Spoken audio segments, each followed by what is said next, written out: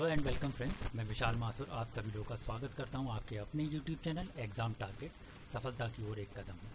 अब आज हम लोग सीटेट, यूपीटेट या जितने भी टीचिंग लेवल के एग्ज़ाम हैं उन सभी में सबसे ज़्यादा इम्पॉर्टेंट टॉपिक्स में से एक लेकर आए हैं। ये किस चीज़ का टॉपिक है? ये है मनोविज्ञान का टॉपिक, जिसके अंदर हम एक बड़े मनोवैज्ञानिक के बारे में पढ़ेंगे जो कि शुरुआत, अगर हम मनोविज्ञान की शुरुआत की बात करें तो इन्होंने वहाँ से शुरू किया है। इनका नाम एल्बर्ट बंडूरा। हम एल्बर्ट बंडूरा के सिद्धांतों के बारे में बात करेंगे और इनको पढ़ना इतना इम्पोर्टेंट इसलिए भी हो जाता है क्योंकि ये उन मनोवैज्ञानिक में से एक है जो कि बिल्कुल शुरुआत से हमारे साथ जुड़े हुए हैं, हमारे साथ इन द सेंस कि इस कार्य के साथ जुड़े हुए थे। जबकि शुरुआत में जब इसका कोई महत्व ही नहीं था, हम लोग साइंस के पीछे पड़े हुए थे और मैथ्स के पीछे पड़े हुए थे, तब जाके मनोविज्ञान का अगर हम बात करें तब इनसे ही शुरुआत मानी जाती है। इनसे नहीं, मतलब इन जैसे लोगों से जो कि शुरुआत से इसमें जुड़े हुए हैं। अब कौन है एल्बर्ट बंडूरा? एक बार हम इनकी तस्वीर देख लेते हैं। आप सभी लोगों के सामने ये दिखाई दे रही है, ये है एल्बर्ट बंडूरा साहब, जो कि कहाँ के थे? कनाडा के, जो कि कनाडा से रिलेटेड थे। और उन्होंने अपना जो सिद्धांत दिया वो सिद्धांत दिया 1977 यानी कि 1977 में। अब एल्बर्ट बंडूरा जी के बारे में अगर मैं बता दूं तो उन्होंने जो सामाजिक अधिगम का सिद्धांत दिया, इसी कारण इन्हें समाजवाद का, मनोविज्ञान में समाजवाद का जनक भी माना जाता है। अब इनके बारे में हम थोड़ा सा आगे बढ़ेंगे और पढ़ेंगे एल्बर्ट बंडूरा के बारे में। तो एल्बर्ट बंडूरा ने अपनी जो डेफिनेशन दी, उन्होंने क्या दिया कि जब इंसान सीखता है किसी चीज़ को तो उसका केवल एक यही तरीका नहीं है कि वो खुद से करे उस काम को। जैसे कि हम लोगों ने बहुत पुरानी कहावत भी सुनी हुई है कि जब तक ठोकर नहीं लगती तब तक इंसान को अकल नहीं आती। लेकिन समझदार और बुद्धिमान इंसान वो होते हैं जो कि दूसरों की ठोकर से भी सीख लें। यही एल्बर्ट बंडूरा जी ने भी कहा था कि खुद से सीखना एकमात्र तरीका नहीं है, हम दूसरे का अनुसरण करके या दूसरे को देखकर भी सीख सकते हैं किसी चीज़ को।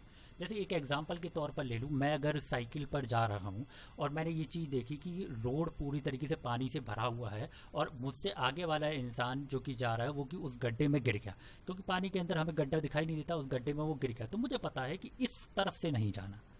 तो मैंने क्या किया, मैंने दूसरे को देखकर भी सीखा कि मुझे ये काम नहीं करना है। ये भी एक अधिगम का प्रकार है।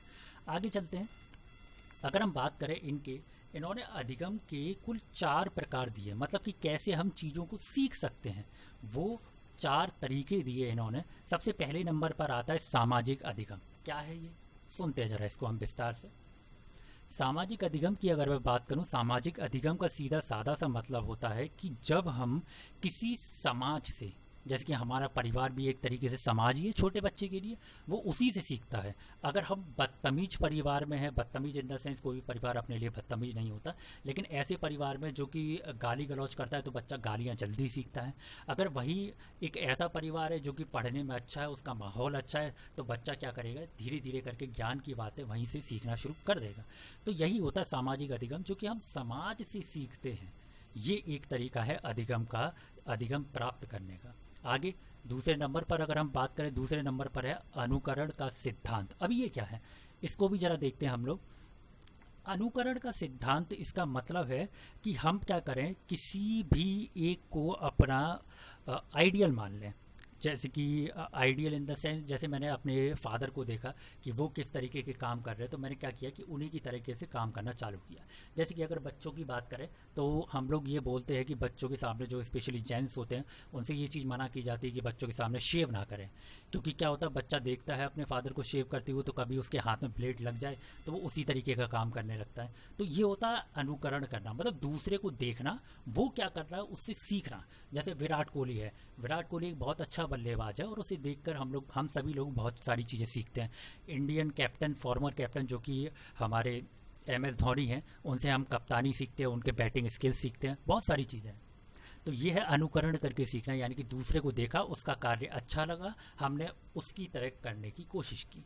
अब आगे चलते हैं अवलोकनात्मक अधिगम।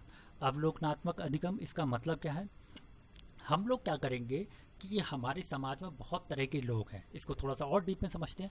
हमारे समाज में बहुत तरीके के लोग हैं, तो हमने ये देखा कि उसमें कई शराबी भी हैं, कई बुद्धिमान भी हैं। तब ऐसा नहीं है कि हम शराबी को देख के शराब पीना शुरू कर दें। तो ऐसा नहीं है कि हम खुद से ऑब्जर्व भी करते कि क्या चीज़ें हमारे लिए सही हैं, तो हम क्या करते हैं उसी सही चीज़ों को अपने ऊपर धारण करते हैं। जैसे कि अगर मैं बात करूं कोई शराबी है, तो हमें ये चीज़ उससे सीखने को मिलती है कि वो अगर रोड पर पड़ा हुआ है, हमें शराब नहीं पीनी है इसको देखकर, तो ये भी एक तरीके का अधिगम है। तो जब हम किसी को देख कर या ऑब्जर्व कर कर सीखते हैं तो वो कहलाता है अवलोकनात्मक अधिगम। आगे बात करें आदर्श आधारित सिद्धांत या आदर्श आधारित अधिगम का सिद्धांत, इसे भी थोड़ा सा डिटेल में देखते हैं। अगर हम बात करें आदर्श आधारित, जैसे कि मेरे को क्रिकेट खेलना है, तो मैंने ये चीज़ देखी है कि जो हमारा सचिन तेंदुलकर है वो गॉड है। उसकी कई सारी टेक्निक्स ऐसी है जो मुझे उससे सीखनी चाहिए, तो मैंने क्या किया कि उसे अपना आदर्श बना लिया। अब मैं देखूंगा तो इसी तरीके से सीखूंगा। वही अगर मैं बात करूं गुरु द्रोणाचार्य, जिनका एक शिष्य था जिसका नाम था एकलव्य, उसने क्या किया कि गुरु द्रोणाचार्य जी को अपना गुरु मान लिया और वो जो विद्या देते थे उसे देख देख कर सीखना चालू कर दिया। यही चीज़ें होती है कि हम समाज के अंदर किसी एक व्यक्ति को अपना आदर्श मान लेते हैं और आदर्श मानने के बाद उसके जैसे काम को करना या उसे फॉलो करना ही कहलाता है आदर्श आधारित सिद्धांत। अब आगे चलते हैं हम लोग। जैसे कि आपको दिखाई भी दे रहा होगा, किसी भी चीज़ को सीखने के कुल 4 चरण होते हैं। हमने 4 प्रकार तो देखे, ये 4 चरण हैं। चरण इन द सेंस स्टेप। हम स्टेप देखेंगे वो कैसे थे, वो 4 मेथड थे, ये 4 स्टेप में किसी भी काम को करने के लिए हमें 4 स्टेप देखने हैं। सबसे पहले अगर मैं स्टेप की बात करूँ, सबसे पहला स्टेप है आदर्श। हम लोगों ने क्या किया, बहुत अच्छे से किसी भी एक इंसान को जो कि अपने फील्ड में अच्छा काम कर रहा, उसे मैंने अपना आदर्श बना लिया। क्या बना लिया, अपना आदर्श। जैसे कि अगर मैं फुटबॉल अच्छा खेलना है, मतलब मेरे को फुटबॉल खेलना है, तो मैं क्या करूँगा, मेसी को अपना आदर्श बनाऊंगा। क्यों? क्योंकि वो अपने खेल में महारथी है। रोनाल्डो को बनाऊंगा। यदि मेरे को क्रिकेट खेलना है तो मैं MS Dhoni, Sachin Tendulkar, Virat Kohli, Ricky Ponting, इनके जैसे बेहतरीन बल्लेबाजों, और अगर मेरे को गेंदबाज बनना है तो शोएब अख्तर हुआ, यहाँ पर आपका भुवनेश्वर कुमार, जसप्रीत बुमराह, जहीर खान, इन जैसे बड़े बड़े प्लेयरों को देखूंगा। तो यही सारी चीज़ें हैं कि मेरे को क्या करना होगा, सबसे पहले समाज में अपना एक आदर्श चुनना होगा। दूसरे नंबर पर क्या होता है, अवलोकन करना। दूसरे नंबर पर अवलोकन करना मतलब मैंने आदर्श चुन लिया, काम खत्म नहीं हुआ, मैंने उसकी चीज़ें देखी कि वो करता क्या है, उस आदर्श तक पहुंचने के लिए उसने क्या क्या किया है। तो बहुत सारी चीज़ें मैं देखूंगा कि क्या क्या काम किया गया है, ऑब्जर्व करूंगा कि वो किस तरीके का शॉट खेलता है। या मैं अगर पढ़ाई में अच्छा बनना चाह रहा हूँ तो मैं क्या करूंगा, हमारे आसपास अगर मैं इंडियन मैथमेटिशियन बनना चाह रहा हूँ तो हमारे इंडियन मैथमेटिशियन हैं रामानुजन साहब, तो मैं उनकी तरह बनना चाहूँगा। तो मैं ये चीज़ देखूंगा कि रामानुजन जी ने क्या क्या काम किए, तो मैं उन सभी चीज़ों को देखूंगा। तो क्या करना है कि मेरे को ऑब्जर्व करना है कि उन्होंने क्या क्या किया। अब नेक्स्ट तीसरा चरण आता है आपका अनुसरण करना या धारण करना। अब ऐसा नहीं है कि केवल मेरे को देखने से या आदर्श के मात्र चुन लेने से मैं उनके जैसा बन जाऊंगा। मुझे क्या करना होगा, वो जो काम करते हैं जिससे उन्हें सफलता प्राप्त हुई है उसे मैं धारण करूंगा, या सीधा सीधा साधा सा मतलब है उसे मैं अनुसरण करूंगा, यानी कि उसे मैं फॉलो करूंगा कि वो क्या रूटीन करते हैं, कितनी देर की पढ़ाई करते हैं, कितनी देर की मेहनत करते हैं, कितनी देर की प्रैक्टिस करते हैं। तो ये सारी चीज़ें तीसरे चरण में आता है कि अनुसरण करना, मतलब जो भी वो काम कर रहे हैं उस तरीके का काम, उतनी मेहनत करना हमें चालू करना। अब चौथे नंबर पर स्टेप में आता है सबलीकरण, या जिसे बोलते हैं प्रैक्टिस। सबलीकरण का मतलब है, अब मैंने देखो किसी भी इंसान को आदर्श भी बना लिया, उसकी सारी खामियां और उसके सारे गुण भी देख लिए, फिर मैंने क्या किया, उसके गुण और खामियों को अपने अंदर ढाल भी लिया। अब क्या करना है, मुझे प्रैक्टिस करनी है, क्योंकि हमें पता है practice makes a man perfect. तो हमें क्या करना है, प्रैक्टिस करनी है और बार बार ये प्रैक्टिस करनी है ताकि मैं उस चीज़ में अच्छा और धीरे धीरे करके बेस्ट बनने की कोशिश करूं। तो ये चारों चरण हैं। हम एक बार फिर से एल्बर्ट बंडूरा जी की सारी बातों को दोहराएंगे। एल्बर्ट बंडूरा जी ने क्या कहा था कि खुद करके सीखना एकमात्र तरीका नहीं है, हम क्या करेंगे, दूसरे को देखकर भी सीख सकते हैं। इन्होंने कुल 4 प्रकार दिए सीखने के, तो वो चारों प्रकार है सामाजिक अधिगम, जो आपका अनुकरण का सिद्धांत, अवलोकनात्मक, आदर्श अधिगम या आदर्श आधारित सिद्धांत, और फिर उन्होंने दिए 4 चरण।